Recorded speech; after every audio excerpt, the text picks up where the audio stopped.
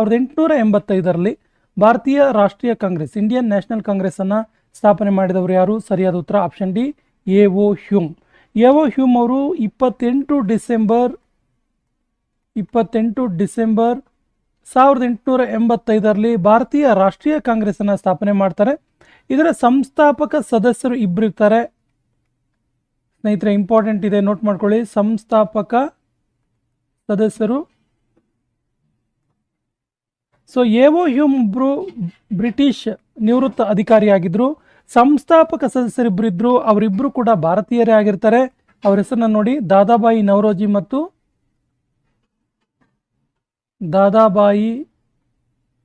Naoroji Indian national ಕಾಂಗ್ರೆಸ್ನ ಸಂಸ್ಥಾಪಕ ಸದಸ್ಯರು, ಮತ್ತು ದಿನ್ ಶಾ ವಾಚಾ ಇವರಿಬ್ಬರು ಭಾರತೀಯ ರಾಷ್ಟ್ರೀಯ ಕಾಂಗ್ರೆಸ್ನ ಸಂಸ್ಥಾಪಕ ಸದಸ್ಯರಾಗಿದ್ದರು. ಇನ್ನು ಭಾರತೀಯ ರಾಷ್ಟ್ರೀಯ ಕಾಂಗ್ರೆಸ್ ಸಂಸ್ಥಾಪನೆ ಆದಮೇಲೆ ಮೊದಲ ಅಧಿವೇಶನ ಫಸ್ಟ್ ಸೆಷನ್ ಮೊದಲ ಅಧಿವೇಶನದ ಅಧ್ಯಕ್ಷತೆಯನ್ನು ವಹಿಸಿದ್ದು WC ಬ್ಯಾನರ್ಜಿ, ಉಮೇಶ್ ಚಂದ್ರ ಬ್ಯಾನರ್ಜಿ. ಈ ಅಂಶ ಕೂಡ ಇಂಪಾರ್ಟೆಂಟ್ ಇರುತ್ತೆ, ನೆನಪಲ್ಲಿರಲಿ.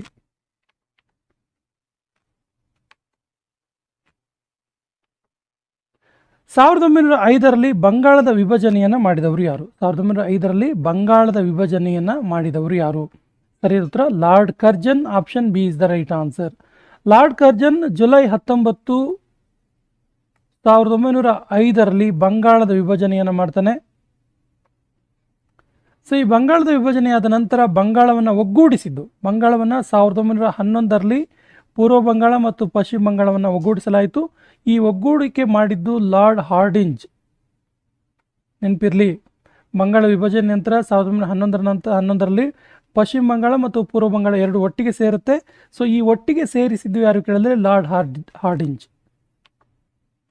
ಈ ಕೆಳಗಿನ ಯಾವ ಕಾಂಗ್ರೆಸ್ ಅಧಿವೇಶನದಲ್ಲಿ ಕಾಂಗ್ರೆಸ್ನಿಂದ ಉದಾರವಾದಿ ಮತ್ತು ಉಗ್ರವಾದಿ ನಾಯಕರ ನಡುವೆ ವಿಭಜನೆ ಆಯಿತು? ವೆರಿ ವೆರಿ ಇಂಪಾರ್ಟೆಂಟ್ ಕ್ವಶನ್ ಇದೆ, ನೋಟ್ ಮಾಡ್ಕೊಳ್ಳಿ.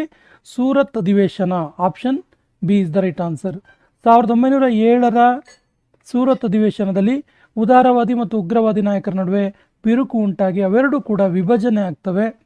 ಹಾಗಾಗಿ ಈ ಸೂರತ್ ಕಾಂಗ್ರೆಸ್ ಅಧಿವೇಶನವನ್ನು ಸೂರತ್ ಇಬ್ಬಾಗ ಅಂತ ಕೂಡ ಕರೀತಾರೆ. ಸೂರತ್ ಇಬ್ಬಾಗ ಅಂತ ಕೂಡ ಕರೀತಾರೆ, ಇಂಪಾರ್ಟೆಂಟ್ ಇದೆ, ನೋಟ್ ಮಾಡ್ಕೊಳ್ಳಿ. ಹಾಗೆಯೇ ಈ ಸೂರತ್ ಕಾಂಗ್ರೆಸ್ ಅಧಿವೇಶನದ ಅಧ್ಯಕ್ಷತೆ ವಹಿಸಿದ್ದು ರಾಸ್ ಬಿಹಾರಿ ಬೋಸ್.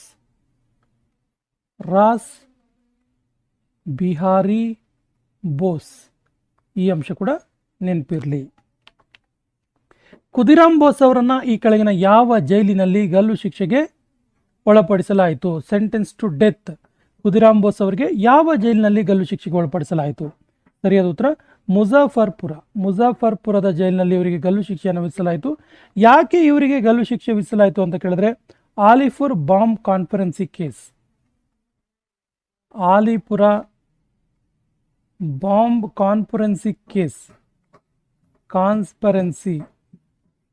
ಕಾನ್ಸ್ಪರೆನ್ಸಿ ಕೇಸ್ನಲ್ಲಿ ಖುದಿರಾಮ್ ಬೋಸ್ ಅವರಿಗೆ ಗಲ್ಲು ಶಿಕ್ಷೆಯನ್ನು ವಿಧಿಸಲಾಗುತ್ತೆ. ಯಾವಾಗ ಇವರಿಗೆ ಗಲ್ಲು ಶಿಕ್ಷೆ ಆಗುತ್ತೆ ಅಂತ ಕೇಳಿದ್ರೆ 1908 ಏಪ್ರಿಲ್ 30ರಂದು. ಇಂಪಾರ್ಟೆಂಟ್ ಇದೆ, ಏಪ್ರಿಲ್ 30ರಂದು ಖುದಿರಾಮ್ ಬೋಸ್ ಅವರಿಗೆ ಆಲಿಪುರ ಬಾಂಬ್ ಕಾನ್ಸ್ಪರೆನ್ಸಿಯ ಒಂದು ತೀರ್ಪಿನಲ್ಲಿ ಇವರಿಗೆ ಗಲ್ಲು ಶಿಕ್ಷೆಯನ್ನು ವಿಧಿಸಲಾಗುತ್ತೆ. ಅಮೆರಿಕದಲ್ಲಿ ಗದ್ದಾರ್ ಪಾರ್ಟಿಯನ್ನು ಸ್ಥಾಪನೆ ಮಾಡಿದವರು ಯಾರು? ಸರಿಯಾದ ಉತ್ತರ ಆಪ್ಷನ್ ಎ ಲಾಲಾ ಹರ್ದಯಾಳ್ ಅವರು ಅಮೆರಿಕದಲ್ಲಿ ಗದ್ದಾರ್ ಪಾರ್ಟಿಯನ್ನು 1913ರಲ್ಲಿ ಸ್ಥಾಪನೆ ಮಾಡ್ತಾರೆ. ನಿರ್ದಿಷ್ಟವಾಗಿ ಪ್ಲೇಸನ್ನು ನೋಡ್ತಾ ಹೋದರೆ ಅಮೆರಿಕದ ಸ್ಯಾನ್ ಫ್ರಾನ್ಸಿಸ್ಕೋ ನಗರದಲ್ಲಿ ಗದ್ದಾರ್ ಪಾರ್ಟಿಯನ್ನು ಸ್ಥಾಪನೆ ಮಾಡಲಾಗುತ್ತೆ. ಮಹಾತ್ಮ ಗಾಂಧೀಜಿಯವರು ದಕ್ಷಿಣ ಆಫ್ರಿಕಾದಿಂದ ಭಾರತಕ್ಕೆ ಯಾವಾಗ ಹಿಂದಿರುಗಿದರು? ಸರಿ ಉತ್ತರ 1915 ಜನವರಿ 9ರಂದು ಮಹಾತ್ಮ ಗಾಂಧೀಜಿಯವರು ದಕ್ಷಿಣ ಆಫ್ರಿಕಾದಿಂದ ಭಾರತಕ್ಕೆ ಬರ್ತಾರೆ. ಆಗ ಅವರಿಗೆ 45 ವರ್ಷ ವಯಸ್ಸಾಗಿರುತ್ತೆ. ಸ್ನೇಹಿತರೆ, ಜನವರಿ 9 ಈ ಡೇಟನ್ನು ನೆನ್ಪಿಟ್ಕೊಳ್ಳಿ, ಬಿಕಾಸ್ ಇದೊಂದು ಇಂಪಾರ್ಟೆಂಟ್ ಡೇಟ್ ಆಗುತ್ತೆ. ಯಾಕೆ ಇಂಪಾರ್ಟೆಂಟ್ ಡೇಟ್ ಅಂತ ಕೇಳಿದ್ರೆ ಪ್ರತಿ ವರ್ಷ ಜನವರಿ 9ರಂದು ಮಹಾತ್ಮ ಗಾಂಧೀಜಿಯವರು ದಕ್ಷಿಣ ಭಾರತದಿಂದ ಭಾರತಕ್ಕೆ ಬಂದಂಥ ಈ ಡೇಟನ್ನು ಪ್ರತಿ ವರ್ಷ ನಾವು ಏನಂತೇಳಿ ಆಚರಿಸ್ತೀವಿ ಕೇಳಿದ್ರೆ ಪ್ರವಾಸಿ ಭಾರತೀಯ ದಿವಸ, ಪ್ರವಾಸಿ ಭಾರತೀಯ ದಿವಸ ಅಂತೇಳಿ ಆಚರಣೆ ಮಾಡ್ತೀವಿ ಪ್ರತಿ ವರ್ಷ. ಸೊ ಜನವರಿ 9. ಭಾರತದಲ್ಲಿ ಹೋಮ್ ರೂಲ್ ಚಳುವಳಿಯ ನೇತೃತ್ವ ವಹಿಸಿದವರು ಯಾರು? ಸರಿಯಾದ ಉತ್ತರ ಆಪ್ಷನ್ ಎ ಅನಿ ಬೆಸೆಂಟ್ ಮತ್ತು ಬಾಲ ಗಂಗಾಧರ್ ತಿಲಕ್. ಈ ಭಾರತದಲ್ಲಿ ಹೋಮ್ ರೂಲ್ ಲೀಗ್ ಸ್ಥಾಪನೆ ಆಗೋದು ಯಾವಾಗ ಕೇಳಿದ್ರೆ 1916ರಲ್ಲಿ. 1916ರಲ್ಲಿ ಭಾರತದಲ್ಲಿ ಹೋಮ್ ರೂಲ್ ಲೀಗ್ ಚಳುವಳಿ ಪ್ರಾರಂಭ ಆಗುತ್ತೆ. ಇದರ ನೇತೃತ್ವ ವಹಿಸಿದ್ದು ಅನಿ ಬೆಸೆಂಟ್ ಮತ್ತು ಬಾಲ ಗಂಗಾಧರ್ ತಿಲಕ್. ಸೊ ನೋಡಿ, ಈ ಒಂದು ಹೋಮ್ ರೂಲ್ ಎನ್ನುವಂಥ ವರ್ಡ್ ಇದೆಯಲ್ಲ, ಹೋಮ್ ರೂಲ್ ಎನ್ನುವಂತಹ ಪದ ಇದೆಯಲ್ಲ, ಇದನ್ನ ಎಲ್ಲಿಂದ ತೆಗೆದುಕೊಂಡದ್ದು ಕೇಳಿದ್ರೆ ಐರ್ಲೆಂಡ್ ದೇಶದಿಂದ. ಐರ್ಲೆಂಡ್ ದೇಶದಿಂದ ನೋಟ್ ಮಾಡ್ಕೊಳ್ಳಿ. ನೆಕ್ಸ್ಟ್ ಕ್ವಶನ್, ಮಹಾತ್ಮ ಗಾಂಧೀಜಿ ಅವರು ಭಾರತದಿಂದ 1917ರಲ್ಲಿ ಸತ್ಯಾಗ್ರಹ, ಭಾರತದಲ್ಲಿ 1970ನಲ್ಲಿ ಸತ್ಯಾಗ್ರಹ ಮಾಡಿದ ಸ್ಥಳ ಯಾವುದು? ಸರಿಯಾದ ಉತ್ತರ Champaran Satyagraha. Option C is the right answer. Champaran Satyagraha Mahatma Gandhiji ಭಾರತದಲ್ಲಿ ಮಾಡಿದಂತಹ ಮೊದಲ ಸತ್ಯಾಗ್ರಹವಾಗಿದೆ. ಇಂಪಾರ್ಟೆಂಟ್ ಅಂಶ, ಮೊದಲ ಸತ್ಯಾಗ್ರಹ ಇದು. ಸೊ ಚಂಪಾರಣ್ ಸತ್ಯಾಗ್ರಹ. ಸೊ ಚಂಪಾರಣ್ ಸತ್ಯಾಗ್ರಹದ ಬಗ್ಗೆ ಹೇಳೋದಾದ್ರೆ, ಈ ಚಂಪಾರಣ್ ಇದೆಯಲ್ಲ, ಇದು ಬಿಹಾರ ರಾಜ್ಯದಲ್ಲಿ ಇರುವಂಥದ್ದು. ಬಿಹಾರ ರಾಜ್ಯದ ಚಂಪಾರಣ್ನಲ್ಲಿ ಈ ಒಂದು ಸತ್ಯಾಗ್ರಹ ಆಗುತ್ತೆ. ಇದು ತೀನ್ ಖಾತಿಯ ಸಿಸ್ಟಮ್ ವಿರುದ್ಧ, ತೀನ್ ಖಾತಿಯ ಸಿಸ್ಟಮ್ ವಿರುದ್ಧ ನಡೆದಂಥ ಒಂದು ಸತ್ಯಾಗ್ರಹವಾಗಿದೆ. ಮಹಾತ್ಮ ಗಾಂಧೀಜಿಯವರು ಅಹಮದಾಬಾದ್ ಮಿಲ್ ಕಾರ್ಮಿಕರ ಪರವಾಗಿ ಯಾವಾಗ ಹೋರಾಟ ಮಾಡ್ತಾರೆ? ಸೊ ಅಹಮದಾಬಾದ್ ಮಿಲ್ ಕಾರ್ಮಿಕರ ಪರವಾಗಿ ನಡೆದ ಹೋರಾಟ ಇದೆಯಲ್ಲ, ಇದು ಆ್ಯಕ್ಚುಲಿ ಹತ್ತಿ ಗಿರಣಿ ಮಾಲೀಕರಿಗೆ ಸಂಬಂಧಪಟ್ಟಂಥ, ಹತ್ತಿ ಗಿರಣಿ ಕಾರ್ಮಿಕರಿಗೆ ಸಂಬಂಧಪಟ್ಟಂಥ ಒಂದು ಹೋರಾಟ. ಹತ್ತಿ ಗಿರಣಿ ಕಾರ್ಮಿಕರ ಹೋರಾಟ ಇದು. ಸೊ ಮಹಾತ್ಮ ಗಾಂಧೀಜಿಯವರು ಈ ಒಂದು ಹೋರಾಟದಲ್ಲಿ ಭಾಗವಹಿಸಿದ್ದು ಯಾವಾಗ ಕೇಳಿದ್ರೆ ಸರಿ ಉತ್ತರ 1918. 1918 ಕಾಟನ್ ಮಿಲ್, ಹತ್ತಿ ಗಿರಣಿ ಕಾರ್ಮಿಕರ ಪರವಾಗಿ ಇದೊಂದು ಹೋರಾಟ. ಬ್ರಿಟಿಷ್ ಸರ್ಕಾರದ ವಿರುದ್ಧ ಖೇಡಾ ಸತ್ಯಾಗ್ರಹದ ನಾಯಕತ್ವ ವಹಿಸಿದವರು ಯಾರು? ಸರಿಯಾದ ಉತ್ತರ Mahatma Gandhiji. Option A is the right answer. Kheda ಸತ್ಯಾಗ್ರಹದ ಬಗ್ಗೆ ಹೇಳೋದಾದ್ರೆ, ಇದು ಖೇಡಾ ಸತ್ಯಾಗ್ರಹ ಇದೆಯಲ್ಲ, ಇದು ಗುಜರಾತ್ನಲ್ಲಿ ಇರುವಂಥದ್ದು. ಈ ಗುಜರಾತ್ನ ಖೇಡಾದಲ್ಲಿ ಆಗಿರುವಂಥ ಸತ್ಯಾಗ್ರಹ ಇದು. ಗುಜರಾತ್ನ ಖೇಡಾ ಎಂಬಲ್ಲಿ ನಡೆದಂಥ ಒಂದು ಸತ್ಯಾಗ್ರಹ. ಯಾವಾಗ ನಡೀತಿದ್ದು ಅಂತ ಕೇಳಿದ್ರೆ 1918 ಮಾರ್ಚ್ 11ರಂದು ನಡೀತು. ಮಾರ್ಚ್ 11ರಂದು ಈ ಖೇಡಾ ಸತ್ಯಾಗ್ರಹ ನಡೆಯುತ್ತೆ. ಜಲಿಯನ್ ವಾಲಾಬಾಗ್ ಹತ್ಯಾಕಾಂಡ ನಡೆದ ವರ್ಷ ಯಾವುದು? ಸರಿಯಾದ ಉತ್ತರ ಆಪ್ಷನ್ ಎ 1919. 1919 ಏಪ್ರಿಲ್ 13ರಂದು ಭಾರತದಲ್ಲಿ ಜಲಿಯನ್ ವಾಲಾಬಾಗ್ ಹತ್ಯಾಕಾಂಡ ಆಗುತ್ತೆ. ಈ ಹತ್ಯಾಕಾಂಡಕ್ಕೆ ಕಾರಣವಾದಂತಹ ಬ್ರಿಟಿಷ್ ಜನರಲ್ ಯಾರು ಕೇಳಿದ್ರೆ ಜನರಲ್ ಓ ಡಯರ್.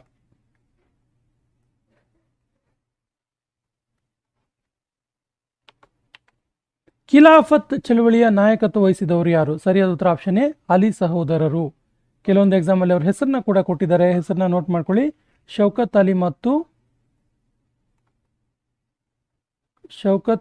ಮತ್ತು ಮೊಹಮ್ಮದ್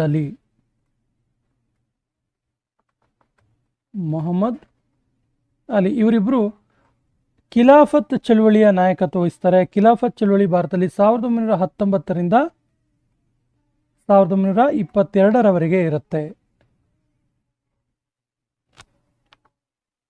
ಅಸಹಕಾರ ಚಳುವಳಿಯನ್ನು ಪ್ರಾರಂಭ ಮಾಡಿದವರು ಯಾರು? ಅಸಹಕಾರ ಚಳುವಳಿ ಪ್ರಾರಂಭ ಮಾಡಿದ್ದು ಮಹಾತ್ಮ ಗಾಂಧೀಜಿಯವರು. Option A is the right answer. 1920 August 1ರಂದು ಮಹಾತ್ಮ ಗಾಂಧೀಜಿಯವರು ಅಸಹಕಾರ ಚಳುವಳಿಯನ್ನು ಪ್ರಾರಂಭ ಮಾಡ್ತಾರೆ. ಸೊ ಅಸಹಕಾರ ಚಳುವಳಿ 1922ರಲ್ಲಿ ಸ್ಥಗಿತವಾಗುತ್ತೆ. 22ರಲ್ಲಿ ಅದನ್ನು ಮುಗಿಸ್ತಾರೆ, ಅದನ್ನ ನಿಲ್ಲಿಸ್ತಾರೆ. ಸೊ ಅಸಹಕಾರಿ ಚಳುವಳಿ ನಿಲ್ಲಿಸಕ್ಕೆ ಕಾರಣವಾದ ಘಟನೆ ಯಾವುದು ಕೇಳಿದ್ರೆ ಚೌರಿ ಚೌರ ಘಟನೆ. ಚೌರಿ ಚೌರ ಘಟನೆ. ಸೊ ಚೌರಿ ಚೌರ ಘಟನೆಯಿಂದ ಬೇಸತ್ತಂತಹ ಮಹಾತ್ಮ ಗಾಂಧೀಜಿಯವರು ಅಸಹಕಾರ ಚಳುವಳಿಯನ್ನು ಸ್ಟಾಪ್ ಮಾಡ್ತಾರೆ. ಹಾಗಾದರೆ ಚೌರಿ ಚೌರ ಘಟನೆ ನಡೆದ ವರ್ಷ ಯಾವುದು? ಸರಿಯಾದ ಉತ್ತರ 1922ರಲ್ಲಿ. 1922 ಫೆಬ್ರವರಿ 4ರಲ್ಲಿ ಚೌರಿ ಚೌರ ಘಟನೆ ನಡೆಯುತ್ತೆ. ಈ ಚೌರಿ ಚೌರ ಇದೆಯಲ್ಲ, ಇದು ಉತ್ತರ ಪ್ರದೇಶ ರಾಜ್ಯದ ಗೋರಖ್ಪುರ ಜಿಲ್ಲೆಯಲ್ಲಿದೆ. ಉತ್ತರ ಪ್ರದೇಶ ರಾಜ್ಯದ ಗೋರಖ್ಪುರ ಜಿಲ್ಲೆಯಲ್ಲಿನ ಚೌರಿ ಚೌರ ಎಂಬಲ್ಲಿ ನಡೆದಂಥ ಘಟನೆ. ಏನಿದು ಘಟನೆ ಅಂತ ಕೇಳಿದ್ರೆ, ಈ ಘಟನೆ ಸಂಬಂಧಪಟ್ಟಂತೆ ಕೇಳಿದ್ರೆ, ಚೌರಿ ಚೌರ ಈ ಅಸಹಕಾರ ಚಳವಳಿಗೆ ಸಂಬಂಧಪಟ್ಟಂಥ ಒಂದು ಪ್ರೊಸೆಷನ್ನಲ್ಲಿ, ಒಂದು ಮೆರವಣಿಗೆಯಲ್ಲಿ ಚೌರಿ ಚೌರ ಎಂಬ ಸ್ಥಳದಲ್ಲಿ ಪೊಲೀಸ್ ಸ್ಟೇಷನ್ಗೆ ಬೆಂಕಿಯನ್ನು ಇಡ್ತಾರೆ ಪ್ರತಿಭಟನಾಕಾರರು. ಪೊಲೀಸ್ ಸ್ಟೇಷನ್ಗೆ ಫೈರ್ ಇಡ್ತಾರೆ, ಬೆಂಕಿಯನ್ನು ಇಡ್ತಾರೆ. ಸೊ ಯಾವುದೇ ರೀತಿಯ ಗಲಭೆಯಿಂದ ಕೂಡಿರದಂತಹ ಒಂದು ಅಸಹಕಾರ ಚಳವಳಿ ಈ ಒಂದು ಪೊಲೀಸ್ ಸ್ಟೇಷನ್ ಬೆಂಕಿಗೆ ಸಂಬಂಧಪಟ್ಟಂತೆ ಉದ್ವಿಗ್ನ ಆಗುತ್ತೆ. ಇದರಿಂದ ಬೇಸತ್ತಂತ ಮಹಾತ್ಮ ಗಾಂಧೀಜಿಯವರು ಅಸಹಕಾರ ಚಳವಳಿಯನ್ನು ನಿಲ್ಲಿಸ್ತಾರೆ. ಸ್ವರಾಜ್ ಪಾರ್ಟಿಯನ್ನು ಸ್ಥಾಪಿಸಿದ ವರ್ಷ ಯಾವುದು? ಸೊ ಸ್ವರಾಜ್ ಪಾರ್ಟಿಯನ್ನು ಸ್ಥಾಪಿಸಿದ ವರ್ಷ 1923. Option D is the right answer. 23 ಜನವರಿ 1ರಂದು ಸ್ವರಾಜ್ ಪಾರ್ಟಿಯನ್ನು ಸ್ಥಾಪನೆ ಮಾಡಲಾಗುತ್ತೆ. ಸೊ ಸ್ವರಾಜ್ ಪಾರ್ಟಿಯನ್ನು ಸ್ಥಾಪನೆ ಮಾಡಿದ್ದು ಯಾರು ಕೇಳಿದ್ರೆ, CR ದಾಸ್, ಚಿತ್ತರಂಜನ್ ದಾಸ್ ಮತ್ತು ಮೋತಿಲಾಲ್ ನೆಹರು. ಚಿತ್ತರಂಜನ್ ದಾಸ್ ಮತ್ತು ಮೋತಿಲಾಲ್ ನೆಹರು. ನೋಡಿ, ಸ್ವರಾಜ್ ಪಾರ್ಟಿ ಬಗ್ಗೆ ಒನ್ ಆಫ್ ದ ಇಂಪಾರ್ಟೆಂಟ್ ಅಂಶ ಇದೆ. ಏನು ಕೇಳಿದ್ರೆ, ಸ್ವರಾಜ್ ಪಾರ್ಟಿ ಭಾರತದ ಸ್ವಾತಂತ್ರ್ಯ ಇತಿಹಾಸದಲ್ಲಿ ಮೊಟ್ಟ ಮೊದಲಿಗೆ ಒಂದು ಅಂಶವನ್ನು ಬೇಡಿಕೆ ಇಡುತ್ತೆ. ಆ ಬೇಡಿಕೆ ಏನು ಅಂತ ಕೇಳಿದ್ರೆ, ಸಂವಿಧಾನಕ್ಕೆ ಇಟ್ಟಿರುವಂಥ ಬೇಡಿಕೆ. ಭಾರತಕ್ಕೆ ತನ್ನದೇ ಆದ ಸಂವಿಧಾನ ಇರಬೇಕು ಅಂತೇಳಿ ಬೇಡಿಕೆಯನ್ನು ಸಲ್ಲಿಸಿದ್ದು ಮೊಟ್ಟ ಮೊದಲಿಗೆ ಯಾವುದು ಕೇಳಿದ್ರೆ ಇದೇ ಸ್ವರಾಜ್ ಪಾರ್ಟಿ. ಸೈಮನ್ ಕಮಿಷನ್ ಭಾರತಕ್ಕೆ ಬಂದ ವರ್ಷ ಯಾವುದು? ಸರಿಯಾದ ಉತ್ತರ 1928. 1928 ಫೆಬ್ರವರಿ 3ರಂದು ಭಾರತಕ್ಕೆ ಸೈಮನ್ ಕಮಿಷನ್ ಬರುತ್ತೆ. ಸೊ ಬ್ರಿಟಿಷ್ ಗೌರ್ಮೆಂಟ್ ಆ್ಯಕ್ಟ್ 1927 ಮೂಲಕ ಇದು ನೇಮಕ ಆಗಿತ್ತು. ಬ್ರಿಟಿಷ್ ಸರ್ಕಾರ ಕಾಯ್ದೆ 1927ರ ಪ್ರಕಾರ ಸೈಮನ್ ಕಮಿಷನ್ ನೇಮಕ ಆಗುತ್ತೆ ಮತ್ತು ಭಾರತಕ್ಕೆ 1928 ಫೆಬ್ರವರಿ 3ರಲ್ಲಿ ಈ ಕಮಿಷನ್ ಭಾರತಕ್ಕೆ ಬರುತ್ತೆ. ಮಹಾತ್ಮ ಗಾಂಧೀಜಿಯವರು ದಂಡಿ ಸತ್ಯಾಗ್ರಹ ಎಲ್ಲಿಂದ ಪ್ರಾರಂಭ ಮಾಡಿದರು? ಸರಿಯಾದ ಉತ್ತರ, ಅವರ ಸಬರಮತಿ ಆಶ್ರಮದಿಂದ ಮಹಾತ್ಮ ಗಾಂಧೀಜಿಯವರು ತಮ್ಮ 78 ಜನ ಹಿಂಬಾಲಕರನ್ನು ಕೂಡಿಕೊಂಡು ದಂಡಿ ಸತ್ಯಾಗ್ರಹವನ್ನು ಪ್ರಾರಂಭ ಮಾಡ್ತಾರೆ. ದಂಡಿ ಸತ್ಯಾಗ್ರಹದ ದೂರ ಎಷ್ಟಿತ್ತು ಕೇಳಿದ್ರೆ 390 ಕಿಲೋಮೀಟರ್. ದಂಡಿ ಸತ್ಯಾಗ್ರಹದ ದೂರ ಇತ್ತಲ್ಲ, ಇದು 390 ಕಿಲೋಮೀಟರ್ನ ಒಂದು ಪಾದಯಾತ್ರೆ ಆಗಿದೆ. ಇದು 78 ಜನರ ಜೊತೆಗೆ 1930 ಮಾರ್ಚ್ 12ರಂದು ಮಹಾತ್ಮ ಗಾಂಧೀಜಿಯವರು ಈ ಒಂದು ಸತ್ಯಾಗ್ರಹವನ್ನು, ದಂಡಿ ಮಾರ್ಚ್ ಅಂತ ಕರಿತೀವಲ್ಲ, ದಂಡಿ ಸತ್ಯಾಗ್ರಹವನ್ನು ಪ್ರಾರಂಭ ಮಾಡ್ತಾರೆ. ಮೊದಲ ದುಂಡು ಮೇಜಿನ ಪರಿಷತ್ತು ನಡೆದ ವರ್ಷ ಯಾವುದು? ಸರಿಯಾದ ಉತ್ತರ 1930. 1930 ನವೆಂಬರ್ 12ರಂದು ಮೊದಲ ದುಂಡು ಮೇಜಿನ ಪರಿಷತ್ತು ನಡೆಯುತ್ತೆ. ಸೊ ಮೊದಲ ದುಂಡು ಮೇಜಿನ ಪರಿಷತ್ತು ನಡೆದಾಗ ಭಾರತದ ವೈಸ್ರಾಯ್ ಯಾರು ಅಂತೇಳಿ ತುಂಬ ಸರಿ ಕೇಳಿದ್ದಾರೆ. ಭಾರತದಲ್ಲಿದ್ದಂಥ ವೈಸ್ರಾಯ್ ಯಾರು ಅಂತೇಳಿ. ಸರಿಯಾದ ಉತ್ತರ ಲಾರ್ಡ್ ಇರ್ವಿನ್. ಭಾರತದಲ್ಲಿ ಆಗ ಲಾರ್ಡ್ ಇರ್ವಿನ್ ವೈಸ್ರಾಯ್ ಆಗಿ ಕಾರ್ಯನಿರ್ವಹಿಸ್ತಾರೆ. ಸೊ ಇದರಲ್ಲಿ ಮೊದಲ ದುಂಡು ಮೇಜಿನ ಪರಿಷತ್ತಲ್ಲಿ 74 ಜನ ಭಾರತದಿಂದ ಭಾಗಿಯಾಗಿರ್ತಾರೆ. ಸೊ ಮೊದಲ ದುಂಡು ಮೇಜಿನ ಪರಿಷತ್ತಿನ ಬಗ್ಗೆ ಒಂದು ಇಂಪಾರ್ಟೆಂಟ್ ಅಂಶ ಇದೆ. ಏನು ಕೇಳಿದ್ರೆ, ಮೊದಲ ದುಂಡು ಮೇಜಿನ ಪರಿಷತ್ತಲ್ಲಿ ಕಾಂಗ್ರೆಸ್ ಭಾಗಿಯಾಗಿರಲಿಲ್ಲ. ಭಾರತೀಯ ಕಾಂಗ್ರೆಸ್ ಭಾಗಿಯಾಗಿರಲಿಲ್ಲ. ಭಾರತೀಯ ಕಾಂಗ್ರೆಸ್ನ ಯಾವುದೇ ಪ್ರತಿನಿಧಿಗಳು ಫಸ್ಟ್ ರೌಂಡ್ ಟೇಬಲ್ ಕಾನ್ಫರೆನ್ಸಲ್ಲಿ ಭಾಗಿಯಾಗಿರಲಿಲ್ಲ. ಎರಡನೇ ದುಂಡು ಮೇಜಿನ ಪರಿಷತ್ತಿನಲ್ಲಿ ಕಾಂಗ್ರೆಸ್ಸನ್ನು ಪ್ರತಿನಿಧಿಸಿದವರು ಯಾರು? ಸೊ ಸೆಕೆಂಡ್ ರೌಂಡ್ ಟೇಬಲ್ ಕಾನ್ಫರೆನ್ಸಲ್ಲಿ ಕಾಂಗ್ರೆಸ್, ಇಂಡಿಯನ್ ನ್ಯಾಷನಲ್ ಕಾಂಗ್ರೆಸ್ ಭಾಗಿಯಾಗುತ್ತೆ. ಹಾಗಾದರೆ ಆಗ ಭಾರತೀಯ ಕಾಂಗ್ರೆಸ್ಸನ್ನು ಪ್ರತಿನಿಧಿಸಿದವರು ಯಾರು ಕೇಳಿದ್ರೆ Mahatma Gandhiji. Option B is the right answer. So ಎರಡನೇ ದುಂಡು ಮೇಜಿನ ಪರಿಷತ್ ಇದೆಯಲ್ಲ, ಇದು 1931 ಸೆಪ್ಟೆಂಬರ್ 7ರಂದು ಇದು ಪ್ರಾರಂಭ ಆಗುತ್ತೆ. ಇನ್ನೊಂದು ಪ್ರಮುಖ ಅಂಶ ಇದೆ. ಎರಡನೇ ದುಂಡು ಮೇಜಿನ ಪರಿಷತ್ತಲ್ಲಿ ಭಾರತದಿಂದ ಭಾಗಿಯಾದಂಥ ಮಹಿಳಾ ಪ್ರತಿನಿಧಿ ಯಾರು ಅಂತ ಕೇಳ್ತಾರೆ. ಮಹಿಳಾ ಪ್ರತಿನಿಧಿ ಗೊತ್ತಿರಲಿ ನಿಮಗೆ, ಸರೋಜಿನಿ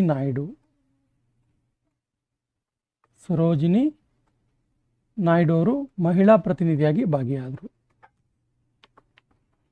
ಪೂನಾ ಒಪ್ಪಂದ ಯಾರ ನಡುವೆ ನಡೀತು? ಸರಿಯಾದ ಉತ್ತರ ಗಾಂಧೀಜಿ ಮತ್ತು ಅಂಬೇಡ್ಕರ್ ಮತ್ತು ಗಾಂಧೀಜಿ ಅವ್ರ ನಡುವೆ ಪೂನಾ ಒಪ್ಪಂದ ಆಗುತ್ತೆ. ಪೂನಾ ಒಪ್ಪಂದ ಯಾವಾಗ ಆಯಿತು ಅಂತ ಕೇಳಿದ್ರೆ 1932 1932 ಸೆಪ್ಟೆಂಬರ್ 24. ಮೂರನೇ ದುಂಡು ಮೇಜಿನ ಪರಿಷತ್ತು ಯಾವ ವರ್ಷ ನಡೀತು? ಸರಿ ಉತ್ತರ 1932ರಲ್ಲಿ ನಡೆಯುತ್ತೆ. 1932 ನವೆಂಬರ್ 17ರಂದು ಮೂರನೇ ದುಂಡು ಮೇಜಿನ ಪರಿಷತ್ತು ನಡೀತು. ಈ ಕೆಳಗಿನ ಯಾವ ವರ್ಷದಲ್ಲಿ ಮುಸ್ಲಿಂ ಲೀಗ್ ಮೊಟ್ಟ ಮೊದಲ ಬಾರಿಗೆ ಪಾಕಿಸ್ತಾನದ ಬೇಡಿಕೆಯನ್ನು ಪ್ರಸ್ತಾಪನೆ ಮಾಡುತ್ತೆ? ಸರಿಯಾದ ಉತ್ತರ 1940. 1940ರ ಲಾಹೋರ್ ಕಾಂಗ್ರೆಸ್ ಅಧಿವೇಶನದಲ್ಲಿ ಮುಸ್ಲಿಂ ಲೀಗ್ ಮೊಟ್ಟ ಮೊದಲ ಬಾರಿಗೆ ಪಾಕಿಸ್ತಾನ ಪ್ರಸ್ತಾವನೆಯನ್ನು ಮುಂದಿಡುತ್ತೆ. ಸೊ ಈ ಪಾಕಿಸ್ತಾನ ಪ್ರಸ್ತಾವನೆಯನ್ನು ಮುಂದಿಟ್ಟಂಥ ಈ ಒಂದು ಇದಕ್ಕೆ ಪಾಕ್ ರೆಸಲ್ಯೂಷನ್ ಅಥವಾ ಲಾಹೋರ್ ರೆಸಲ್ಯೂಷನ್ ಅಂತ ಕೂಡ ಕರೀತಾರೆ. ಭಾರತಕ್ಕೆ ಕ್ರಿಪ್ಸ್ ಕಮಿಷನ್ ಬಂದ ವರ್ಷ ಯಾವುದು? ಸರಿಯಾದ ಉತ್ತರ 1942. Option B is the right answer. Creeps commission ಬಗ್ಗೆ ತುಂಬ ಸರಿ ಕೇಳಿರುವ ಒಂದು ಪ್ರಶ್ನೆ ಇದೆ. ಏನು ಕೇಳಿದ್ರೆ, ಮಹಾತ್ಮ ಗಾಂಧೀಜಿಯವರು ಈ ಕ್ರಿಪ್ಸ್ ಕಮಿಷನನ್ನು ಒಂದು ಸ್ಟೇಟ್ಮೆಂಟ್ ಮಾಡ್ತಾರೆ. ಏನು ಸ್ಟೇಟ್ಮೆಂಟ್ ಕೇಳಿದ್ರೆ, ಇದು ಪೋಸ್ಟ್ ಡೇಟೆಡ್ ಚೆಕ್ ಅಂತ ಕರೀತಾರೆ. ಇದು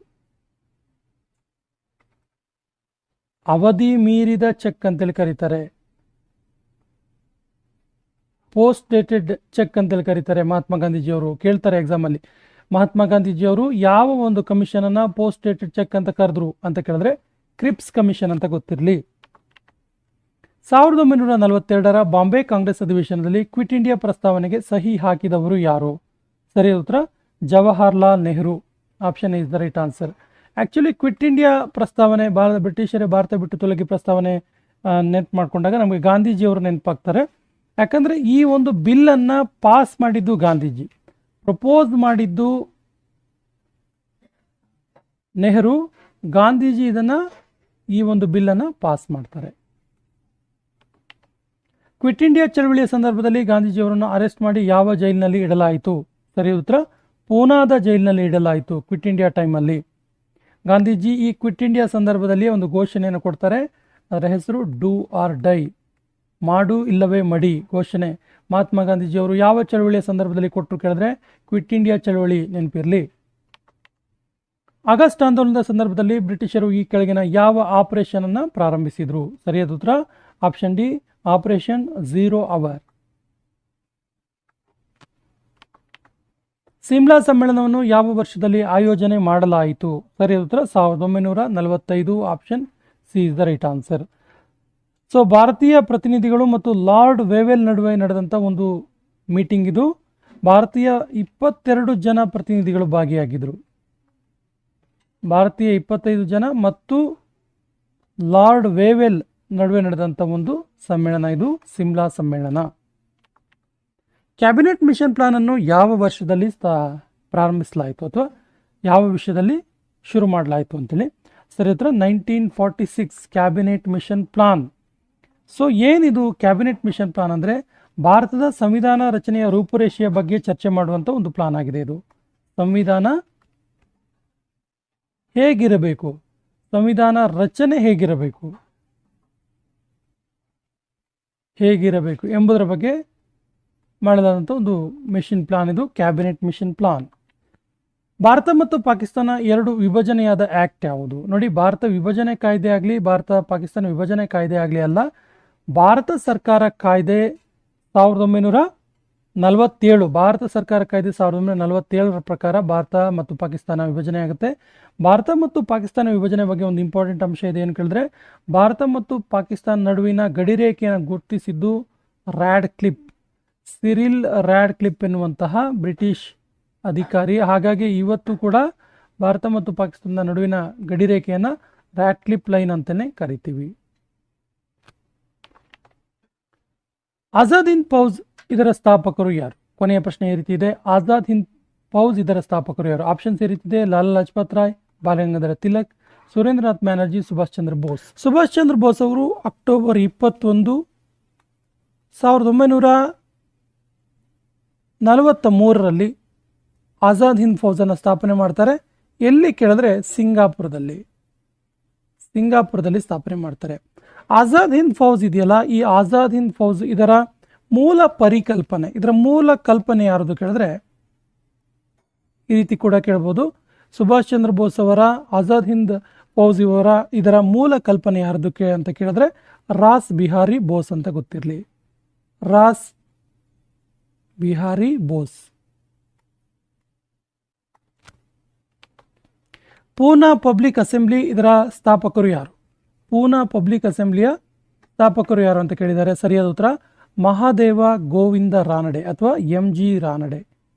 MG Ranade full name Mahadev Govind Ranade. ಇವರು April 2,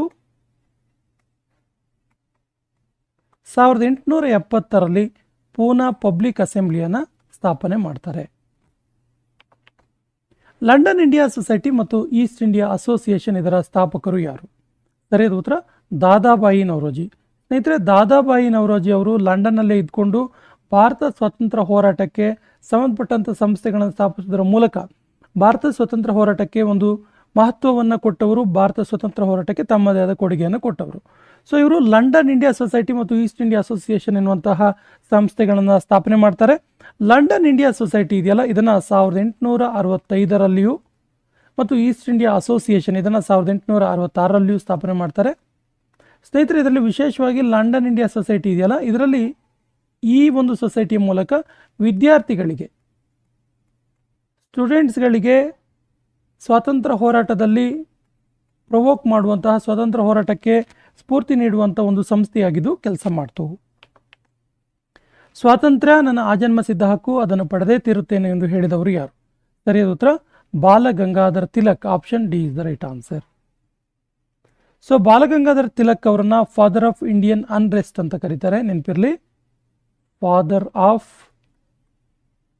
Indian unrest, father of Indian unrest ಅಂತ ಕರೀತಾರೆ. ಬಾಲಗಂಗಾಧರ್ ತಿಲಕ್ ಅವ್ರ ಬಗ್ಗೆ ತುಂಬ ಸರಿ ಕೇಳಿರುವ ಒಂದು ಪ್ರಶ್ನೆ ಇದೆ. ಏನು ಕೇಳಿದ್ರೆ, ಅವರು ಹೊರಡಿಸಿದಂಥ 2 ಪತ್ರಿಕೆಗಳು ಕೇಸರಿ ಮತ್ತು ಮರಾಠ. ಇಲ್ಲೊಂದು ವಿಶೇಷತೆ ಇದೆ. ಏನು ಕೇಳಿದ್ರೆ, ಕೇಸರಿ ಪತ್ರಿಕೆಯನ್ನು ಇವರು ಮರಾಠಿ ಭಾಷೆಯಲ್ಲಿ ಹೊರಡಿಸ್ತಾರೆ, ಮರಾಠ ಪತ್ರಿಕೆಯನ್ನು ಇಂಗ್ಲಿಷ್ ಭಾಷೆಯಲ್ಲಿ ಹೊರಡಿಸ್ತಾರೆ. ಸೊ ಈ 2 ಪ್ರಮುಖ ಪತ್ರಿಕೆಗಳು ಸ್ವಾತಂತ್ರ್ಯ ಕಾಲದಲ್ಲಿ ತುಂಬ ಮಹತ್ವಪೂರ್ಣವಾದಂಥ ಪತ್ರಿಕೆಗಳಾಗಿದ್ದು ಬಾಲಗಂಗಾಧರ್ ತಿಲಕ್ ಅವರು ಹೊರಡಿಸಿದಂಥ ಪತ್ರಿಕೆಗಳಾಗಿವೆ. ಬಾಂಬೆ ಸೆಂಟ್ರಲ್ ಅಸೆಂಬ್ಲಿ ಮೇಲೆ ಬಾಂಬ್ ಎಸೆದವರು ಯಾರು? ಸರಿಯಾದ ಉತ್ತರ Sardar Bhagat Singh. Option C is the right answer. Sardar Bhagat Singh ಮತ್ತು ಬಟುಕೇಶ್ವರ ದತ್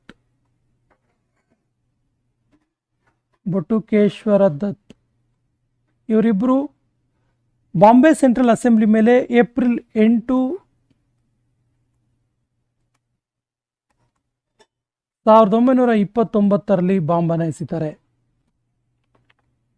ಈ ಕೆಳಗಿನ ಯಾರು ಎಲ್ಲ 3 ದುಂಡು ಮೇಜಿನ ಪರಿಷತ್ತಿನಲ್ಲಿ ಭಾಗವಹಿಸಿದ್ರು? ಸರಿಯಾದ ಉತ್ತರ doctor BR Ambedkar. Option A is the right answer. ಈ ಕೆಳಗಿನ ಯಾವ ದುಂಡು ಮೇಜಿನ ಪರಿಷತ್ತಿನಲ್ಲಿ ಮಹಾತ್ಮ ಗಾಂಧೀಜಿಯವರು ಭಾಗವಹಿಸಿದ್ರು? ಸರಿಯಾದ ಉತ್ತರ 2ನೇ ದುಂಡು ಮೇಜಿನ ಪರಿಷತ್ತಲ್ಲಿ ಗಾಂಧೀಜಿಯವರು ಕಾಂಗ್ರೆಸ್ ಪ್ರತಿನಿಧಿಯಾಗಿ ಭಾಗವಹಿಸಿದ್ರು. ಮೊದಲ ದುಂಡು ಮೇಜಿನ ಪರಿಷತ್ತಲ್ಲಿ ಕಾಂಗ್ರೆಸ್ ಭಾಗವಹಿಸಿರಲಿಲ್ಲ, ಕಾಂಗ್ರೆಸ್ ಭಾಗಿಯಾಗಿರಲಿಲ್ಲ, ನೆನಪಿರಲಿ. ಸೊ 2ನೇ ದುಂಡು ಮೇಜಿನ ಪರಿಷತ್ತಲ್ಲಿ ಮಹಾತ್ಮ ಗಾಂಧೀಜಿಯವರು ಕಾಂಗ್ರೆಸ್ನ ಪ್ರತಿನಿಧಿಯಾಗಿ ಭಾಗವಹಿಸ್ತಾರೆ. ಸಿಪಾಯಿ ದಂಗೆಯ ಸಂದರ್ಭದಲ್ಲಿ ಭಾರತದ ಗವರ್ನರ್ ಜನರಲ್ ಆಗಿದ್ದವರು ಯಾರು? ಸರಿಯಾದ ಉತ್ತರ Lord Canning. Option A is the right answer. ಸಿಪಾಯಿ ದಂಗೆಯ ಸಂದರ್ಭದಲ್ಲಿ ಲಾರ್ಡ್ ಕ್ಯಾನಿಂಗ್ ಭಾರತದ ಗವರ್ನರ್ ಜನರಲ್ ಆಗಿರ್ತಾರೆ. ಸಿಪಾಯಿ ದಂಗೆ ಬಗ್ಗೆ ಒಂದು ಇಂಪಾರ್ಟೆಂಟ್ ಅಂಶ ಇದೆ. ಏನು ಕೇಳಿದ್ರೆ, ಇದು 1857 ಮೇ 10ರಂದು ಸಿಪಾಯಿ ದಂಗೆ ಅಧಿಕೃತವಾಗಿ ಶುರುವಾಗುತ್ತೆ. ಎಲ್ಲಿ ಶುರುವಾಯಿತು ಕೇಳಿದ್ರೆ ಮೀರತ್, ನೆನಪಿರಲಿ. ಎಲ್ಲಿ ಶುರುವಾಯಿತು? ಮೀರತ್ತಲ್ಲಿ 1857 ಮೇ 10ರಂದು. ಹಾಗಾದರೆ ಸಿಪಾಯಿ ದಂಗೆ ಪೂರ್ಣವಾಗಿದ್ದು, ಮುಕ್ತಾಯವಾಗಿದ್ದು ಯಾವಾಗ ಅಂತ, ಎಂಡ್ ಆಗಿದ್ದು ಯಾವಾಗ ಅಂತೇಳಿ? ಜೂನ್ 20, 1858ರಲ್ಲಿ ಸಿಪಾಯಿ ದಂಗೆ ಮುಕ್ತಾಯವಾಯಿತು. ಹಾಗಾದರೆ ಎಲ್ಲಿ ಮುಕ್ತಾಯವಾಯಿತು ಕೇಳಿದ್ರೆ ಗ್ವಾಲಿಯರ್ನಲ್ಲಿ ಮುಕ್ತಾಯವಾಯಿತು. ಸೊ 2 ಅಂಶಗಳು ನೆನಪಿರಲಿ. ನೆಕ್ಸ್ಟ್ ಕ್ವಶನ್, ಯಂಗ್ ಇಂಡಿಯಾ ಎಂಬ ಪುಸ್ತಕವನ್ನು ಬರೆದವರು ಯಾರು? ಸರಿಯಾದ ಉತ್ತರ Lala Lajpat Rai. Option B is the right answer. Lucknow ಒಪ್ಪಂದ, ಲಕ್ನೋ ಪ್ಯಾಕ್ಟ್, ಲಕ್ನೋ ಒಪ್ಪಂದ ಎಷ್ಟರಲ್ಲಿ ನಡೆಯಿತು? ಸರಿಯಾದ ಉತ್ತರ 1916ರಲ್ಲಿ ಲಕ್ನೋ ಒಪ್ಪಂದ ನಡೀತು. Option C is the right answer. Congress ಮತ್ತು ಮುಸ್ಲಿಂ ಲೀಗ್ ನಡುವೆ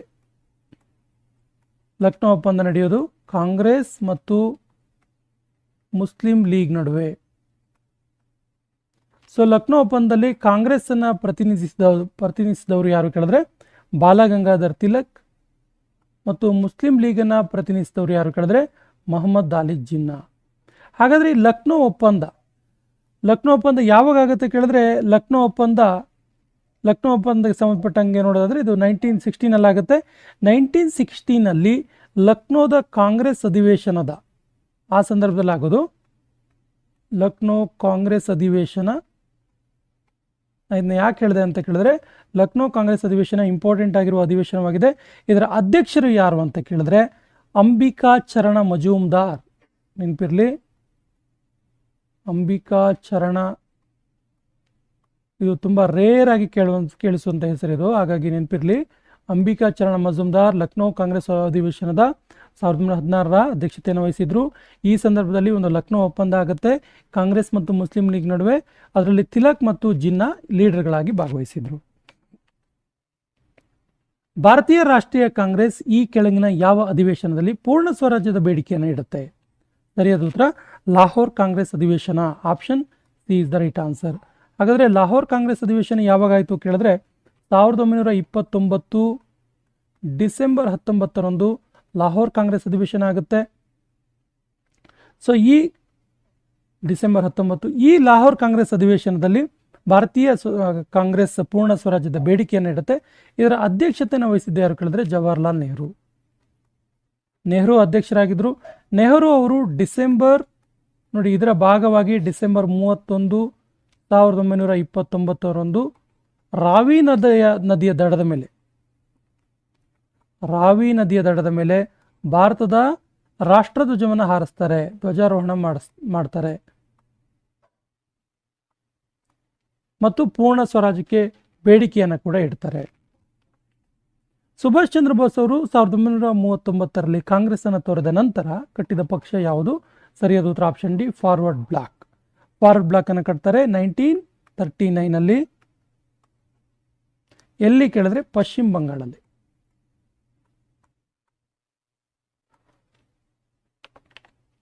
ಗಾಂಧಿ ಇರ್ವಿನ್ ಒಪ್ಪಂದ ಎಷ್ಟರಲ್ಲಿ ಆಯಿತು? ಸರಿಯಾದ ಉತ್ತರ ಮಾರ್ಚ್ 5, 1931 ಮಾರ್ಚ್ 5ರಂದು ಗಾಂಧಿ ಇರ್ವಿನ್ ಒಪ್ಪಂದ ಆಯಿತು. ದ್ವಿರಾಷ್ಟ್ರ ಸಿದ್ಧಾಂತದ ಪ್ರತಿಪಾದಕರು ಯಾರು ಕೇಳಿದ್ರೆ ಸರಿಯಾದ ಉತ್ತರ ಆಪ್ಷನ್ ಡಿ ಮೊಹಮ್ಮದ್ ಅಲಿ ಜಿನ್ನಾ ದ್ವಿರಾಷ್ಟ್ರ ಸಿದ್ಧಾಂತದ ಪ್ರತಿಪಾದಕರು. ಆ್ಯಕ್ಚುಲಿ ದ್ವಿರಾಷ್ಟ್ರ ಸಿದ್ಧಾಂತದ ರಿಯಲ್ ಫಾದರ್ ಅಂತ ಯಾರನ್ನ ಕರೀತಾರೆ ಕೇಳಿದ್ರೆ ಸರ್ ಸೈಯದ್ ಅಹಮದ್ ಖಾನ್ ಅವ್ರನ್ನ ಕರೀತಾರೆ. ಬಟ್ ಸರ್ ಸೈಯದ್ ಅಹಮದ್ ಖಾನ್ ಅವರ ಒಂದು ಪರಿಕಲ್ಪನೆ ಇದು. ಆದರೆ ದ್ವಿರಾಷ್ಟ್ರ ಸಿದ್ಧಾಂತದ ಪ್ರತಿಪಾದಕ ಯಾರು ಅಂತ ಕೇಳಿದಾಗ ನಾವು ಮೊಹಮ್ಮದ್ ಅಲಿ ಜಿನ್ನಾ ಅಂತ ಕರಿತೀವಿ, ಯಾಕಂದರೆ ಇದನ್ನು ಪ್ರಪೋಸ್ ಮಾಡಿದ್ದು. So proposed by Jinnah. ಹಾಗಾಗಿ ಭಾರತ ಸೇವಕ ಸಮಾಜದ ಸ್ಥಾಪಕರು ಯಾರು? ಸರಿಯಾದ ಉತ್ತರ Gopalakrishna Gokhale. Option D is the right answer. Gopalakrishna Gokhale ಅವರು ಜೂನ್ 12, 1905ರಲ್ಲಿ ಮಹಾರಾಷ್ಟ್ರದ ಪುಣೆಯಲ್ಲಿ ಭಾರತ ಸೇವಕ ಸಮಾಜವನ್ನು ಸ್ಥಾಪನೆ ಮಾಡ್ತಾರೆ.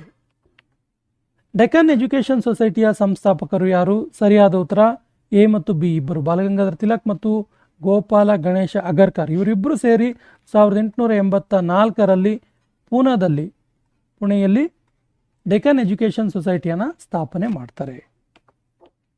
ಭಾರತದಲ್ಲಿ ಮೊಟ್ಟ ಮೊದಲಿಗೆ ಸ್ವಾತಂತ್ರ್ಯ ದಿನವನ್ನು ಆಚರಿಸಿದ್ದು ಯಾವಾಗ? ಸರಿಯಾದ ಉತ್ತರ ಜನವರಿ 26, 1930. Option B is the right answer. ಬಂಗಾಳದ ಕ್ರಾಂತಿಕಾರಿಗಳು ಸ್ಥಾಪಿಸಿದ ಸಂಸ್ಥೆ ಯಾವುದು? ಸರಿಯಾದ ಉತ್ತರ Anushilan Samiti. Option B is the right answer. Anushilan Samiti. Vernacular press act ಅನ್ನು ಜಾರಿಗೆ ತಂದವರು ಯಾರು? ಭಾರತದಲ್ಲಿ ಪತ್ರಿಕೋದ್ಯಮಕ್ಕೆ ಕಡಿವಾಣ ಹಾಕಿದ ಕಾಯ್ದೆ. ಪತ್ರಿಕೋದ್ಯಮಕ್ಕೆ ಕಡಿವಾಣ ಹಾಕಿದ ಕಾಯ್ದೆ ಇದು, ವರ್ನಾಕ್ಯುಲರ್ ಪ್ರೆಸ್ ಆಕ್ಟ್. ಇದನ್ನ ಜಾರಿಗೆ ತಂದವರು ಯಾರು ಕೇಳಿದ್ರೆ ಲಾರ್ಡ್ ಲಿಟ್ಟನ್. ಸೊ ಇದನ್ನ ಮುಕ್ತ ಮಾಡಿದ್ದು ಯಾರು ಕೇಳಿದ್ರೆ ಲಾರ್ಡ್ ರಿಪ್ಪನ್.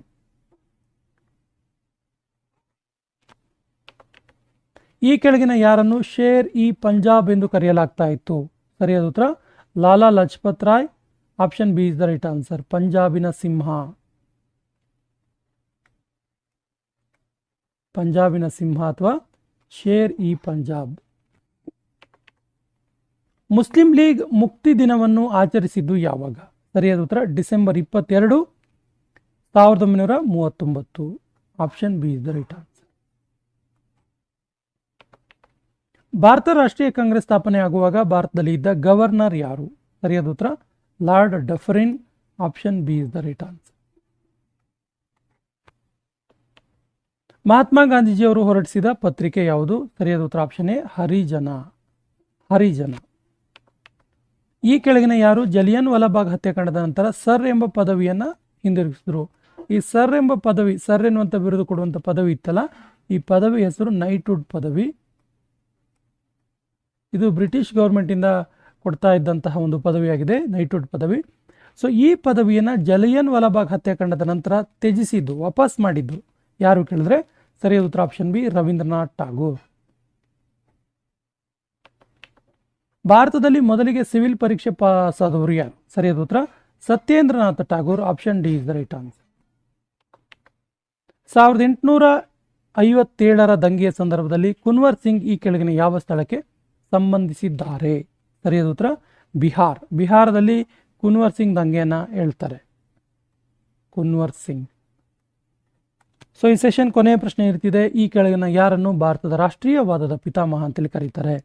ಆಪ್ಷನ್ ಈ ರೀತಿ ಇದೆ: ಮಹಾತ್ಮ ಗಾಂಧೀಜಿ, ಮೌಲಾನಾ ಆಜಾದ್, ಜವಾಹರ್ಲಾಲ್ ನೆಹರು, ಲಾಲಾ ಲಜಪತ್ ರಾಯ್. ಸರಿಯಾದ ಉತ್ತರವನ್ನು ಕಮೆಂಟ್ ಬಾಕ್ಸಲ್ಲಿ ಕಮೆಂಟ್ ಮಾಡಿ. ಮತ್ತು ಅಕ್ಟೋಬರ್ 2, 2024 ಮಹಾತ್ಮ ಗಾಂಧೀಜಿಯವರ ಎಷ್ಟನೇ ಜನ್ಮ ಜಯಂತಿಯನ್ನು ಆಚರಿಸಲಾಯಿತು? ಸೊ ಕಳೆದ ವರ್ಷ ಅಕ್ಟೋಬರ್ 2 ನಡೆದಂತಹ ಗಾಂಧಿ ಜಯಂತಿ ಎಷ್ಟನೇ ಗಾಂಧಿ ಜಯಂತಿ ಆಗಿದೆ? ಸರಿಯಾದ ಉತ್ತರ ಆಪ್ಷನ್ ಬಿ 155ನೇ ಜಯಂತಿ ಆಗಿದೆ. ಹಾಗಾದರೆ 2025 ಅಕ್ಟೋಬರ್ 2 ನಡೆಯುವಂಥ ಜಯಂತಿ ಎಷ್ಟನೇ ಜಯಂತಿ ಆಗಿದೆ ಕೇಳಿದ್ರೆ, ಮುಂದಿನ ತಿಂಗಳು ಬರುವಂಥ ಜಯಂತಿ ಎಷ್ಟನೇ ಮಹಾತ್ಮ ಗಾಂಧೀಜಿಯವರ ಜಯಂತಿ ಕೇಳಿದ್ರೆ ಮಹಾತ್ಮ ಗಾಂಧೀಜಿಯವರ 156ನೇ ಜಯಂತಿ ಆಗಿದೆ. ಸೊ ಮಹಾತ್ಮ ಗಾಂಧೀಜಿಯವರ ಬಗ್ಗೆ ನೋಡ್ತಾ ಹೋದರೆ, ಮಹಾತ್ಮ ಗಾಂಧೀಜಿಯವರು ಅಕ್ಟೋಬರ್ 2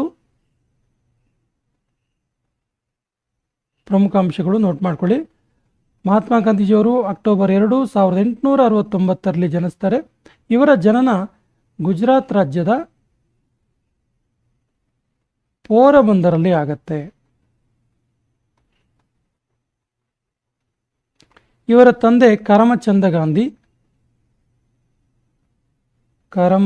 ಗಾಂಧಿ ಮತ್ತು ತಾಯಿ ಪುತಲಿಬಾಯಿ.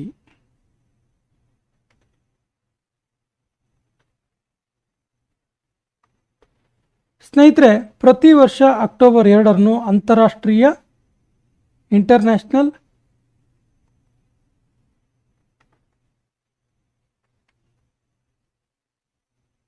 ನಾನ್ ವೈಲೆನ್ಸ್ ಡೇ ಆಗಿ ಆಚರಿಸ್ತಾರೆ. ಅಂತಾರಾಷ್ಟ್ರೀಯ ಅಹಿಂಸಾ ದಿನವನ್ನಾಗಿ ಆಚರಣೆ ಮಾಡಲಾಗುತ್ತೆ. ಈ ಅಂಶ ಕೂಡ ಗೊತ್ತಿರಲಿ. ಸೊ ನೆಕ್ಸ್ಟ್ ಕ್ವಶನ್ ಹೋಗೋಣ. ಮಹಾತ್ಮ ಗಾಂಧೀಜಿಯವರ ರಾಜಕೀಯ ಗುರು ಯಾರು? ಸರಿಯಾದ ಉತ್ತರ ಗೋಪಾಲಕೃಷ್ಣ ಗೋಖಲೆ. ಮಹಾತ್ಮ ಗಾಂಧೀಜಿಯವರ ರಾಜಕೀಯ ಗುರು ಇವರು ಗೋಪಾಲಕೃಷ್ಣ ಗೋಖಲೆ. ಮಹಾತ್ಮ ಗಾಂಧೀಜಿಯವರಿಗೆ ಮೊಟ್ಟ ಮೊದಲಿಗೆ ರಾಷ್ಟ್ರಪಿತ ಅನ್ನುವಂಥ ಬಿರುದನ್ನು ನೀಡಿದವರು ಯಾರು? ಸರಿಯಾದ ಉತ್ತರ ಸುಭಾಷ್ ಚಂದ್ರ ಬೋಸ್. ಸುಭಾಷ್ ಚಂದ್ರ ಬೋಸ್ ಅವರು ಮಹಾತ್ಮ ಗಾಂಧೀಜಿಯವರಿಗೆ ಮೊಟ್ಟ ಮೊದಲಿಗೆ ಫಾದರ್ ಆಫ್ ನೇಷನ್ ಅಥವಾ ರಾಷ್ಟ್ರಪಿತ ಎನ್ನುವಂತಹ ಬಿರುದನ್ನು ನೀಡಿದರು. ಸತ್ಯಾಗ್ರಹ ಶಬ್ದದ ಪ್ರಯೋಗವನ್ನು ಮೊಟ್ಟ ಮೊದಲಿಗೆ ಮಾಡಿದವರು ಯಾರು? ಸರಿಯಾದ ಉತ್ತರ ಮಹಾತ್ಮ ಗಾಂಧೀಜಿ. ಮಹಾತ್ಮ ಗಾಂಧೀಜಿಯವರು ಆಫ್ರಿಕಾದಲ್ಲಿ ಇರುವ ಸಂದರ್ಭದಲ್ಲಿಯೇ ಸತ್ಯಾಗ್ರಹ ಎನ್ನುವಂಥ ಪದವನ್ನು ಬಳಕೆ ಮಾಡಿದರು.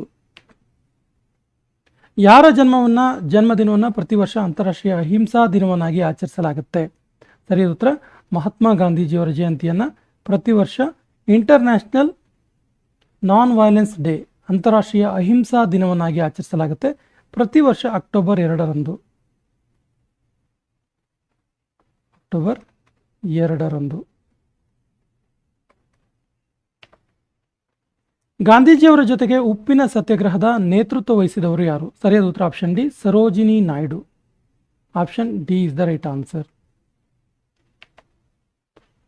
ಅಕ್ಟೋಬರ್ 2ರಂದು ಮಹಾತ್ಮ ಗಾಂಧೀಜಿಯವರ ಜೊತೆಗೆ ಜನ್ಮದಿನ ಆಚರಿಸಿಕೊಳ್ಳುವ ಇನ್ನೊಬ್ಬ ರಾಷ್ಟ್ರ ನಾಯಕರು ಯಾರು? ಸರಿಯಾದ ಉತ್ತರ ಲಾಲ್ ಬಹದ್ದೂರ್ ಶಾಸ್ತ್ರಿ. ಲಾಲ್ ಬಹದ್ದೂರ್ ಶಾಸ್ತ್ರಿ ಅವರು ಕೂಡ ಅಕ್ಟೋಬರ್ 2ರಂದು ಜನಿಸಿದರು. The real seat of taste is not the tongue but the mind. So ಇದನ್ನು ಹೇಳಿದವರು ಯಾರು? ಈ ಸ್ಟೇಟ್ಮೆಂಟ್ ಯಾರದು? ಸರಿಯಾದ ಉತ್ತರ ಮಹಾತ್ಮ ಗಾಂಧೀಜಿಯವರದ್ದು. Option A is the right answer.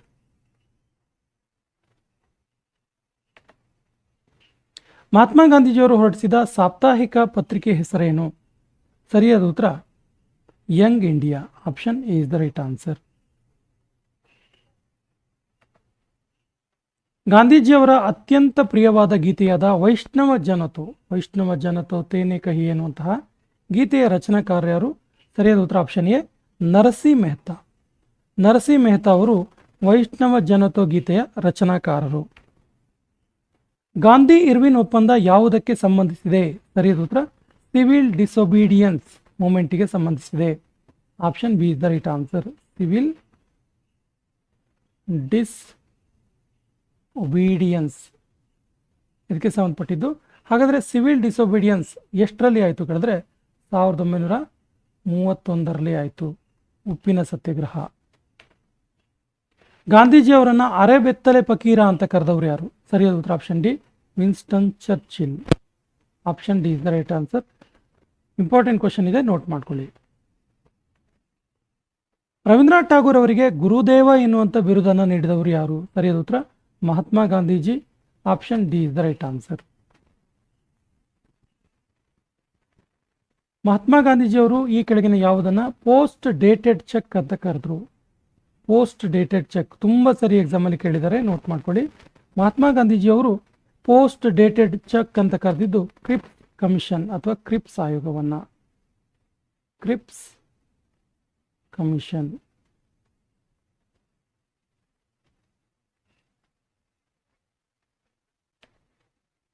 Mahatma ಗಾಂಧೀಜಿಯವರ ಸಮಾಧಿ ಸ್ಥಳ ಇರೋದು ಎಲ್ಲಿ? ಸರಿಯಾದ ಉತ್ತರ ಇದು ರಾಜ್ಘಾಟ್ನಲ್ಲಿ ಇರುವಂಥದ್ದು. Option is the right answer, Rajghat. Mahatma ಗಾಂಧೀಜಿಯವರಿಗೆ ಮಹಾತ್ಮ ಎಂಬ ಪದವನ್ನು ಮೊದಲಿಗೆ ಸೇರಿಸಲಾದ ವರ್ಷ ಯಾವುದು? ಸರಿಯಾದ ಉತ್ತರ 1917. 1917ರಲ್ಲಿ ಚಂಪಾರಣ್ ಸತ್ಯಾಗ್ರಹದ ಸಂದರ್ಭದಲ್ಲಿ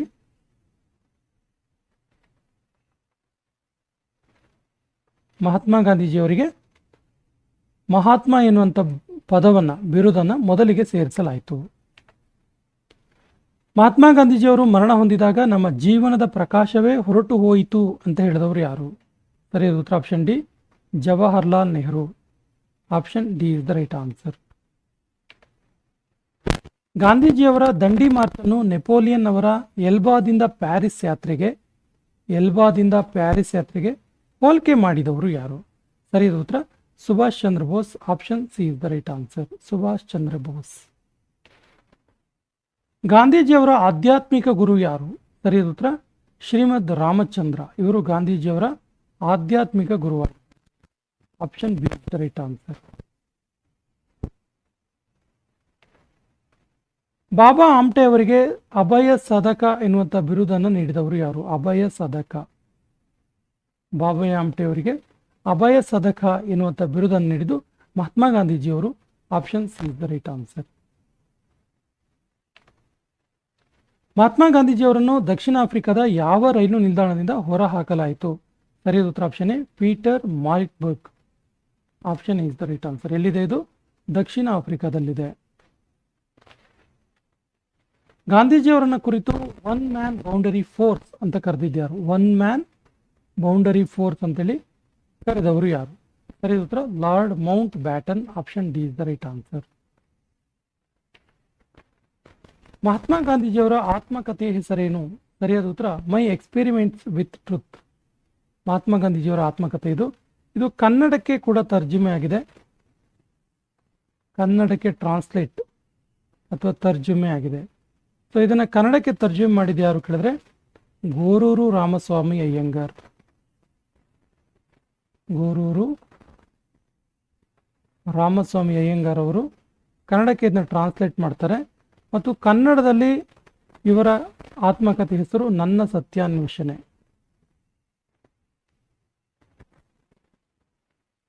ಇಂಪಾರ್ಟೆಂಟ್ ಇದೆ, ನೋಟ್ ಮಾಡ್ಕೊಳ್ಳಿ ಅಂಶ. ಮಹಾತ್ಮ ಗಾಂಧೀಜಿಯವರು ಯಾರ ಬರಹಗಳಿಂದ ಪ್ರಭಾವಿತರಾಗಿದ್ದರು? ಸರಿಯಾದ ಉತ್ತರ count Leo Tolstoy. Option is the right answer. Mahatma ಗಾಂಧೀಜಿಯವರು ಖಾದಿಯನ್ನು ಯಾವುದರ ಸಂಕೇತ ಅಂತೇಳಿ ನಂಬಿದ್ರು? ಸರಿಯಾದ ಉತ್ತರ ಆಪ್ಷನ್ ಎ ಆರ್ಥಿಕ ಸ್ವತಂತ್ರ, ಎಕನಾಮಿಕಲ್ ಫ್ರೀಡಮ್ ಅಂತ ಭಾವಿಸಿದ್ರು. ಅದನ್ನ ಎಕಾನಮಿಕ್ ಫ್ರೀಡಮ್ ಅಂತ ಭಾವಿಸಿದ್ರು. ಮಹಾತ್ಮ ಗಾಂಧೀಜಿಯವರು ಈ ಕೆಳಗಿನ ಯಾವ ಕಾನೂನನ್ನ ಕಪ್ಪು ಕಾನೂನು ಅಥವಾ ಬ್ಲಾಕ್ ಲಾ ಅಂತ ಕರೆದ್ರು? ಬ್ಲಾಕ್ ಲಾ ಅಂತ ಕರೆದಿದ್ದು ಕಾನೂನು ಯಾವುದು? ಸರಿಯಾದ ಉತ್ತರ Rowlatt act. Option is the right answer. Rowlatt ಕಾಯ್ದೆ. ಮಹಾತ್ಮ ಗಾಂಧೀಜಿಯವರ ಆತ್ಮಕಥೆಯನ್ನು ಇಂಗ್ಲಿಷ್ಗೆ ಟ್ರಾನ್ಸ್ಲೇಟ್ ಮಾಡಿದ್ಯಾರು? ಸರಿಯಾದ ಉತ್ತರ Mahadeva Desai. Option C is the right answer. ಇವರು ಇಂಗ್ಲಿಷ್ಗೆ ಟ್ರಾನ್ಸ್ಲೇಟ್ ಮಾಡಿದ್ರು. 1933ರಲ್ಲಿ ಮಹಾತ್ಮ ಗಾಂಧೀಜಿ ಪ್ರಕಟಿಸಿದ ಪತ್ರಿಕೆ ಯಾವುದು? ಸರಿಯಾದ ಉತ್ತರ Harijan. Option A is the right answer. Mahatma Gandhiji ಅವರಿಗೆ ಕೈಸರ್ ಇ ಹಿಂದ್ ಎನ್ನುವಂಥ ಬಿರುದನ್ನು ನೀಡಿದವರು ಯಾರು? ಕೈಸರ್ ಇ ಹಿಂದ್. ಸೊ ಈ ಬಿರುದನ್ನು ನೀಡಿದ್ದು British government. Option A is the right answer.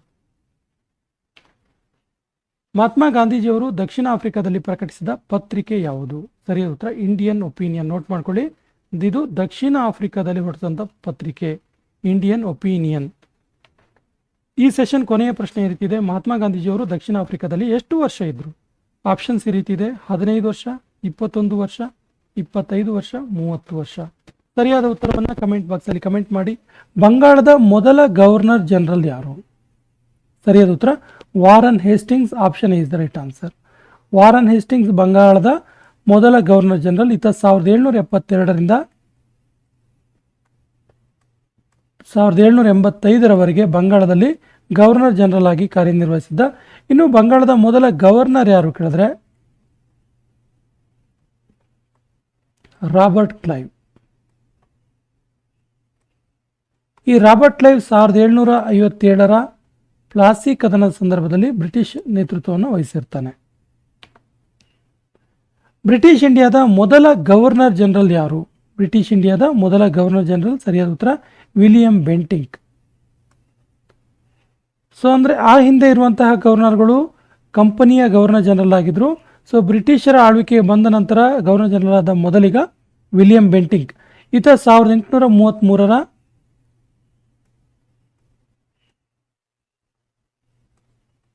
Charter ಕಾಯ್ದೆಯ ನಂತರ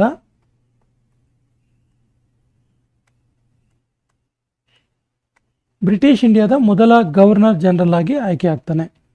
ಸೊ ಈತ ಬಂಗಾಳದ ಗವರ್ನರ್ ಆಗಿದ್ದ. ಬ್ರಿಟಿಷ್ ಇಂಡಿಯಾ ಆಗಿ ಬಂಗಾಳದ ಗವರ್ನರ್ ಆಗಿದ್ದು ನಂತರ ಬ್ರಿಟಿಷ್ ಇಂಡಿಯಾದ ಗವರ್ನರ್ ಆಗಿ ಬದಲಾಯಿದ. ಮೊದಲಿಗೆ ಬಂಗಾಳದ ಗವರ್ನರ್ ಅಂತಿತ್ತು, ಆನಂತರ ಬ್ರಿಟಿಷ್ ಇಂಡಿಯಾದ ಗವರ್ನರ್ ಅಂತೇಳಿ ಚೇಂಜ್ ಮಾಡ್ತಾರೆ. ಈ ಕೆಳಗಿನ ಯಾರನ್ನ ಭಾರತೀಯ ಸಿವಿಲ್ ಸೇವೆಗಳ ಜನಕ ಅಂತೇಳಿ ಕರೀತಾರೆ? ಸರಿಯಾದ ಉತ್ತರ Lord Cornwallis. Option C is the right answer. Actually ಭಾರತದಲ್ಲಿ ಸಿವಿಲ್ ಸೇವೆಗಳನ್ನು ಶುರು ಮಾಡಿದ್ದು ವಾರನ್ ಹೇಸ್ಟಿಂಗ್ಸ್, ಬಟ್ ಅದನ್ನು ವ್ಯವಸ್ಥಿತ ರೂಪದಲ್ಲಿ ಒಂದು ರಿಫಾರ್ಮ್ಡ್ ಆಗಿ, ಮಾಡರ್ನೈಸ್ಡ್ ಆಗಿ, ರ್ಯಾಷನಲೈಸ್ ಆಗಿ ಮಾಡಿದ್ದು ಕಾರ್ನ್ವಾಲಿಸ್. ಹಾಗಾಗಿ ಕಾರ್ನ್ವಾಲಿಸನ್ನು ಭಾರತೀಯ ಸಿವಿಲ್ ಸೇವೆಗಳ ಜನಕ ಅಂತ ಕರೀತಾರೆ. ಭಾರತದಲ್ಲಿ ಗುಲಾಮಿ ಪದ್ಧತಿಯನ್ನು ತೆಗೆದುಹಾಕಿದ ಬ್ರಿಟಿಷ್ ಗವರ್ನರ್ ಜನರಲ್ ಯಾರು? ಸರಿಯಾದ ಉತ್ತರ Lord Ellenborough. Option D is the right answer. ಈತ ಗುಲಾಮಿ ಪದ್ಧತಿ, ಸ್ಲೇವರಿ ಸಿಸ್ಟಮ್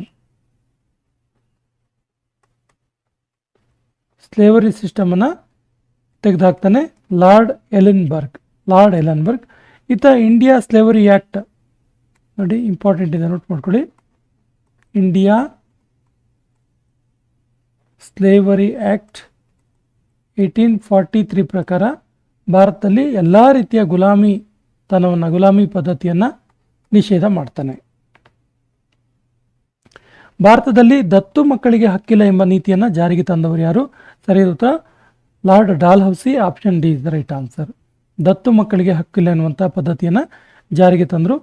ಸೊ ಈ ಒಂದು ದತ್ತು ಮಕ್ಕಳಿಗೆ ಹಕ್ಕಿಲ್ಲ ಎನ್ನುವಂಥ ನೀತಿಯನ್ನು ಮೊಟ್ಟ ಮೊದಲಿಗೆ ಯಾವ ಒಂದು ರಾಜ್ಯಕ್ಕೆ ಅಳವಡಿಸಲಾಯಿತು ಕೇಳಿದ್ರೆ ಮೊದಲ ರಾಷ್ಟ್ರ ಅಥವಾ ಮೊದಲ ರಾಜ್ಯ ದತ್ತು ಮಕ್ಕಳ ಹಕ್ಕಿಲ್ಲ ಒಂದು ಪದ್ಧತಿಗೆ ಒಳಪಟ್ಟ ಮೊದಲ ರಾಜ್ಯ ಯಾವುದು ಕೇಳಿದ್ರೆ ಸತಾರ. ಎಷ್ಟರಲ್ಲಿ ಕೇಳಿದ್ರೆ 1848ರಲ್ಲಿ.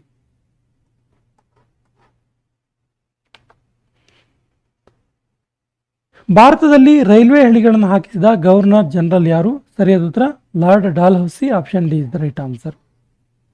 ಭಾರತದಲ್ಲಿ ಮೊಟ್ಟ ಮೊದಲಿಗೆ ರೈಲ್ವೆ ಹಳಿಗಳನ್ನು ಹಾಕಿಸಿದಂಥ ಗವರ್ನರ್ ಜನರಲ್ ಲಾರ್ಡ್ ಡಾಲ್ಹೌಸಿ. ಹಾಗಾಗಿ ಲಾರ್ಡ್ ಡಾಲ್ಹೌಸಿಯನ್ನು ಭಾರತೀಯ ರೈಲ್ವೆಯ ಜನಕ ಅಂತ ಕರೀತಾರೆ. ಭಾರತೀಯ ರೈಲ್ವೆಯ ಜನಕ, ಫಾದರ್ ಆಫ್ ಇಂಡಿಯನ್ ರೈಲ್ವೇಸ್. ಬಂಗಾಳ ವಿಭಜನೆಯಾದ ಸಂದರ್ಭದಲ್ಲಿ ಭಾರತದಲ್ಲಿದ್ದಂಥ ಗವರ್ನರ್ ಜನರಲ್ ಯಾರು?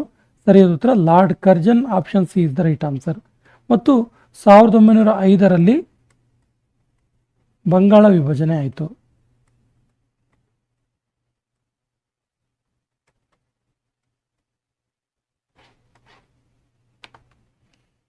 ಎರಡನೇ ದುಂಡು ಮೇಜಿನ ಪರಿಷತ್ತಿನ ಸಂದರ್ಭದಲ್ಲಿ ಭಾರತದಲ್ಲಿದ್ದ ಬ್ರಿಟಿಷ್ ವೈಸರಾಯ್ ಯಾರು? ಸರಿಯಾದ ಉತ್ತರ Lord Wellington. Option D is the right answer. ಎರಡನೇ ಒಂದು ದುಂಡು ಮೇಜಿನ ಪರಿಷತ್ ಸಂದರ್ಭದಲ್ಲಿ ಭಾರತದಲ್ಲಿ ಇದ್ದ ಬ್ರಿಟಿಷ್ ವೈಸರಾಯ್ ಲಾರ್ಡ್ ವೆಲ್ಲಿಂಗ್ಟನ್. ಎರಡನೇ ದುಂಡು ಮೇಜಿನ ಪರಿಷತ್ತಿನ ವಿಶೇಷತೆಗಳನ್ನು ನೋಡ್ತಾ ಹೋದರೆ ಎರಡನೇ ದುಂಡು ಮೇಜಿನ ಸಭೆ ಅಥವಾ ಪರಿಷತ್ತು, ಇದರ ಬಗ್ಗೆ ನೋಡ್ತಾ ಹೋದರೆ ಸೊ ಎರಡನೇ ದುಂಡು ಮೇಜಿನ ಪರಿಷತ್ತಲ್ಲಿ ಗಾಂಧೀಜಿಯವರು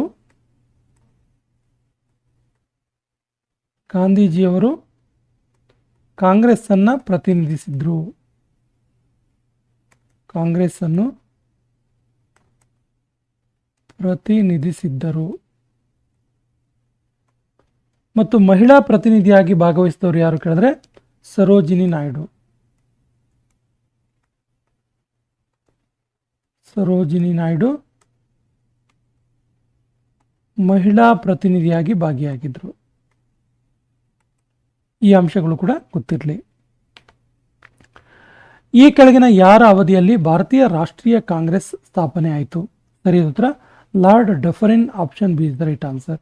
ಆ್ಯಕ್ಚುಲಿ ಭಾರತೀಯ ರಾಷ್ಟ್ರೀಯ ಕಾಂಗ್ರೆಸ್ ಬಗ್ಗೆ ಹೇಳೋದಾದರೆ 1885ರಲ್ಲಿ ಸ್ಥಾಪನೆ ಆಯಿತು. ಸ್ಥಾಪಕರು ಯಾರು ಕೇಳಿದ್ರೆ ಎ.ಓ. ಹ್ಯೂಮ್ ಎಂಬ ಮಾಜಿ ಬ್ರಿಟಿಷ್ ಅಧಿಕಾರಿ. ಮೊದಲ ಅಧ್ಯಕ್ಷರು ಯಾರು ಕೇಳಿದ್ರೆ ತುಂಬ ಸರಿ ಕೇಳಿದ್ದಾರೆ ಈ ಪ್ರಶ್ನೆಯನ್ನು. ಭಾರತೀಯ ರಾಷ್ಟ್ರೀಯ ಕಾಂಗ್ರೆಸ್ನ ಮೊದಲ ಅಧ್ಯಕ್ಷರು ಯಾರು ಅಂತೇಳಿ ಗೊತ್ತಿರಲಿ, WC Banerjee, Umesh Chandra Banerjee. Vernacular press act ಪ್ರಸ್ತಾವನೆಯನ್ನು ನೀಡಿದವರು ಯಾರು? ಸರಿಯಾದ ಉತ್ತರ Lord Lytton. Option C is the right answer. Lord Lytton vernacular press ಆ್ಯಕ್ಟನ್ನು ಈ ಪ್ರಸ್ತಾವನೆಯನ್ನು ನೀಡಿದವರು ಲಾರ್ಡ್ ಲಿಟ್ಟನ್ 1878ರಲ್ಲಿ.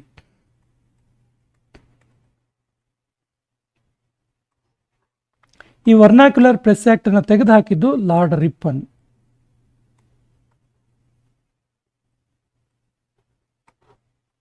ಏನು ಮಾಡ್ತಾರೆ? ವರ್ನಾಕ್ಯುಲರ್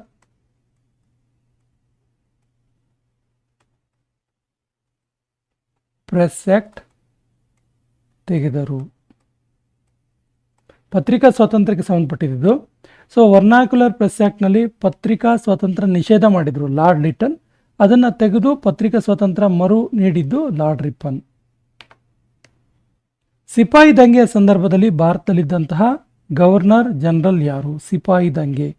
ಸರಿಯಾದ ಉತ್ತರ Lord Canning. Option B is the right answer. Lord canning ಈತ ಭಾರತದ ಮೊದಲ ವೈಸರಾಯ್.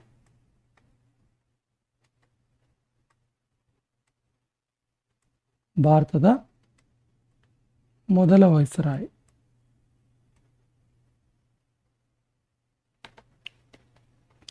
ಭಾರತ ಸರ್ಕಾರ ಕಾಯ್ದೆ ಜಾರಿಗೆ ಬಂದಾಗ ಭಾರತದಲ್ಲಿದ್ದ ಗವರ್ನರ್ ಜನರಲ್ ಯಾರು? ಸರಿಯಾದ ಉತ್ತರ Lord Wellington, option D is the right answer. Lord Wellington 1935ರಲ್ಲಿ ಭಾರತ ಸರ್ಕಾರ ಕಾಯ್ದೆ ಬಂತಲ್ಲ, ಆಗ ಈತ ಗವರ್ನರ್ ಜನರಲ್ ಆಗಿದ್ದ. ಈ ಕೆಳಗಿನ ಯಾವ ವೈಸ್ರಾಯ್ ಆಳ್ವಿಕೆ ಸಂದರ್ಭದಲ್ಲಿ ಕ್ರಿಪ್ಸ್ ಕಮಿಷನ್ ಭಾರತಕ್ಕೆ ಬರುತ್ತೆ? ಸರಿಯಾದ ಉತ್ತರ ಲಾರ್ಡ್ ಲಿನ್ ಲಿತ್ಗೋ. ಯಾವ commission? Creeps commission.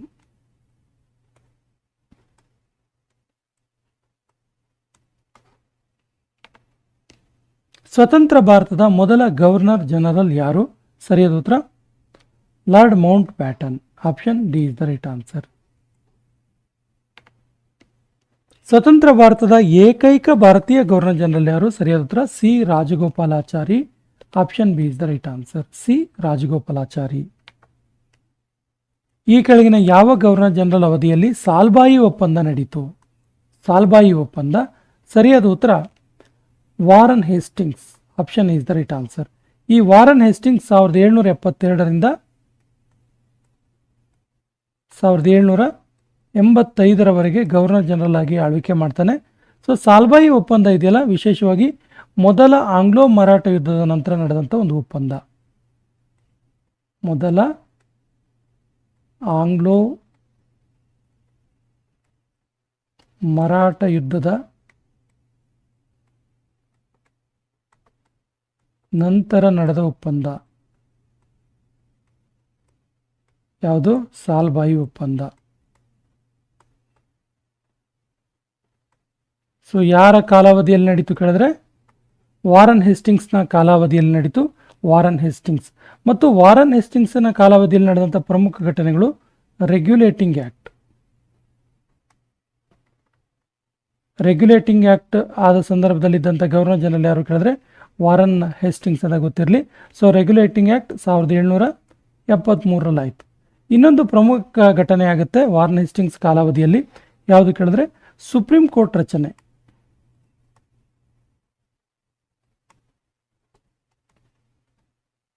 Supreme court ರಚನೆ ಆಯಿತು. ಎಲ್ಲಿ? ಕಲ್ಕತ್ತಾದಲ್ಲಿ. ಇದು ಕೂಡ ವಾರನ್ ಹೇಸ್ಟಿಂಗ್ಸ್ನ ಕಾಲಾವಧಿಯಲ್ಲೇ ಆಗಿರುವಂಥದ್ದು. ಈ ಕೆಳಗಿನ ಯಾವ ಗವರ್ನರ್ ಜನರಲ್ ಅವಧಿಯಲ್ಲಿ ಶ್ರೀರಂಗಪಟ್ಟಣ ಒಪ್ಪಂದ ನಡೀತು? ಸರಿಯಾದ ಉತ್ತರ Lord Cornwallis, option B is the right answer. So Lord Cornwallis 1786ರಿಂದ 1793ರವರೆಗೆ ಗವರ್ನರ್ ಜನರಲ್ ಆಗಿ ಆಳ್ವಿಕೆ ಮಾಡಿರ್ತಾನೆ. ಸೊ ಈ ಒಂದು ಸಂದರ್ಭದಲ್ಲಿ ಶ್ರೀರಂಗಪಟ್ಟಣ ಒಪ್ಪಂದ ನಡೆಯುತ್ತೆ. ಸೊ ಶ್ರೀರಂಗಪಟ್ಟಣ ಒಪ್ಪಂದ ಇದೆಯಲ್ಲ, ಶ್ರೀರಂಗಪಟ್ಟಣ ಒಪ್ಪಂದ ವಿಶೇಷವಾಗಿ 3ನೇ ಆಂಗ್ಲೋ ಮೈಸೂರು ಯುದ್ಧದ ನಂತರ, 3ನೇ ಆಂಗ್ಲೋ ಮೈಸೂರು ಯುದ್ಧದ ನಂತರ ನಡೀತು.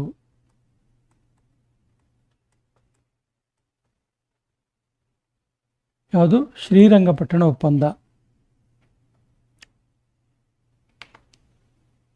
ಸಹಾಯಕ ಸೈನ್ಯ ಪದ್ಧತಿಯನ್ನು ಜಾರಿಗೆ ತಂದ ಗವರ್ನರ್ ಜನರಲ್ ಯಾರು? ಸರಿಯಾದ ಉತ್ತರ Lord Wellesley, option D is the right answer. Lord ವೆಲ್ಲೆಸ್ಲಿಯ ಕಾಲಘಟ್ಟದಲ್ಲಿ ನಡೆದಂಥ ಒಂದು ಪ್ರಮುಖ ಘಟನೆ 4ನೇ ಆಂಗ್ಲೋ ಮೈಸೂರು ಒಪ್ಪಂದ, 4ನೇ ಆಂಗ್ಲೋ ಮೈಸೂರು ಯುದ್ಧ. 4ನೇ ಆಂಗ್ಲೋ ಮೈಸೂರು ಯುದ್ಧ ನಡೀತು. ಇನ್ನೊಂದು ಪ್ರಮುಖ ಅಂಶ ಇದೆ, 4ನೇ ಆಂಗ್ಲೋ ಮೈಸೂರು ಯುದ್ಧ ಯಾವ ಒಪ್ಪಂದದೊಂದಿಗೆ ಮುಕ್ತಾಯವಾಯಿತು ಕೇಳಿದ್ರೆ ಬಸ್ಸೀನ್ ಒಪ್ಪಂದ. ಪ್ರಶ್ನೆ ಈ ರೀತಿ ಕೂಡ ಬರ್ಬೋದು. ಬಸ್ಸೀನ್ ಒಪ್ಪಂದವಾದ ಸಂದರ್ಭದಲ್ಲಿ ಭಾರತದಲ್ಲಿದ್ದ ಗವರ್ನರ್ ಜನರಲ್ ಯಾರು ಕೇಳಿದ್ರೆ ಲಾರ್ಡ್ ವೆಲ್ಲೆಸ್ಲಿ. ಈ ಕೆಳಗಿನ ಯಾರನ್ನ ಫಾದರ್ ಆಫ್ ಇಂಡಿಯನ್ ಟೆಲಿಗ್ರಾಫ್ ಅಂತ ಕರೀತಾರೆ? ಸರಿಯಾದ ಉತ್ತರ Lord Dalhousie, option D is the right answer. ಈತನ್ನ ಫಾದರ್ ಆಫ್ ಇಂಡಿಯನ್ ಟೆಲಿಗ್ರಾಫ್ ಅಂತ ಕರೀತಾರೆ. ಲಾರ್ಡ್ ಡಾಲ್ ಹೌಸಿ ಬಗ್ಗೆ ಹೇಳೋದಾದ್ರೆ ಈತ 1848ರಿಂದ 1856ರವರೆಗೆ ಭಾರತದಲ್ಲಿ ಗವರ್ನರ್ ಜನರಲ್ ಆಗಿ ಇದ್ದ. ಸೊ ಈತನ್ನ ಫಾದರ್ ಆಫ್ ಇಂಡಿಯನ್ ಟೆಲಿಗ್ರಾಫ್ ಅಂತ ಕರೀತಾರೆ. ಅದ್ರ ಜೊತೆಗೆ father of Indian railways, father of postal system, father of engineering service ಅಂತ ಕೂಡ ಇದನ್ನ ಕರೀತಾರೆ. ಯಾರ ಅವಧಿಯಲ್ಲಿ ಭಾರತದಲ್ಲಿ ಮೊಟ್ಟ ಮೊದಲಿಗೆ ಜನಗಣತಿ ನಡೀತು? ಸರಿಯಾದ ಉತ್ತರ Lord Mayo, option C is the right answer. Lord ಮಯೋನ ಕಾಲಘಟ್ಟದಲ್ಲಿ ಮೊಟ್ಟ ಮೊದಲಿಗೆ ಭಾರತದಲ್ಲಿ ಜನಗಣತಿ ನಡೀತು 1871ರಲ್ಲಿ.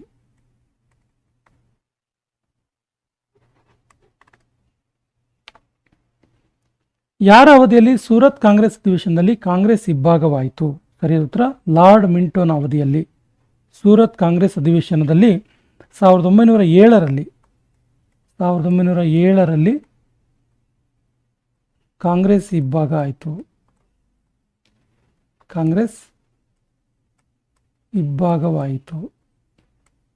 ಯಾವ ಒಂದು ಕಾಂಗ್ರೆಸ್ ಅಧಿವೇಶನದಲ್ಲಿ? ಸೂರತ್ ಕಾಂಗ್ರೆಸ್ ಅಧಿವೇಶನದಲ್ಲಿ.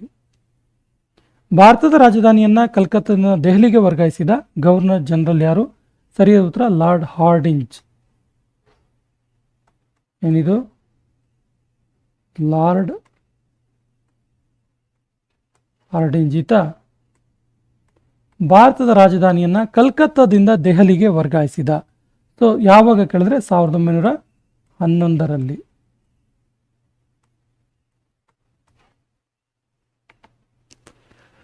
ಯಾರ ಅವಧಿಯಲ್ಲಿ ಭಾರತಕ್ಕೆ ಸೈಮನ್ ಆಯೋಗ ಅಥವಾ ಸೈಮನ್ ಕಮಿಷನ್ ಬಂದಿತು? ಸರಿಯಾದ ಉತ್ತರ ಲಾರ್ಡ್ ಇರ್ವಿನ್ ಅವಧಿಯಲ್ಲಿ. Option B is the right answer. Lord Irwin ಅವಧಿಯಲ್ಲಿ 1926ರಿಂದ 31ರವರೆಗೆ ಭಾರತದಲ್ಲಿ ಈತ ಆಳ್ವಿಕೆ ನಡೆಸಿರ್ತಾನೆ. ಯಾರ ಅವಧಿಯಲ್ಲಿ ಬರ್ಮಾವು ಭಾರತದಿಂದ ವಿಭಾಗವಾಯಿತು? ಸರಿಯಾದ ಉತ್ತರ ಲಾರ್ಡ್ ವೆಲ್ಲಿಂಗ್ಟನ್ ಅವಧಿಯಲ್ಲಿ. Option D is the right answer. ಯಾವಾಗ? 1935ರಲ್ಲಿ. ಸ್ನೇಹಿತರೆ, ಇದಿಷ್ಟು ಭಾರತವನ್ನು ಆಳಿದಂತಹ ಪ್ರಮುಖ ಗವರ್ನರ್ ಜನರಲ್ಗಳ ಬಗ್ಗೆ ಇರುವಂತಹ ಪ್ರಮುಖ ಪ್ರಶ್ನೋತ್ತರಗಳು. ನಮ್ಮ ಹಿಂದಿನ ವಿಡಿಯೋಗಳ ಲಿಂಕನ್ನು ಡಿಸ್ಕ್ರಿಪ್ಷನ್ ಬಾಕ್ಸಲ್ಲಿ ಹಾಕಿರ್ತೀವಿ. ನಮ್ಮ ಹಿಂದಿನ ವಿಡಿಯೋಗಳನ್ನು ನೋಡಿ ಮತ್ತು ನಮ್ಮ ಚಾನಲ್ ಫಸ್ಟ್ ಟೈಮ್ ನೋಡ್ತಾ ಇದ್ದರೆ ಸಬ್ಸ್ಕ್ರೈಬ್ ಮಾಡೋಕ್ಕೆ ಮರಿಬೇಡಿ ಅಂತ ಹೇಳ್ತಾ ಇವತ್ತಿನ ಸೆಷನ್ ಕಂಪ್ಲೀಟ್ ಮಾಡ್ತಾ ಇದ್ದೀವಿ. ಜೈ ಹಿಂದ್.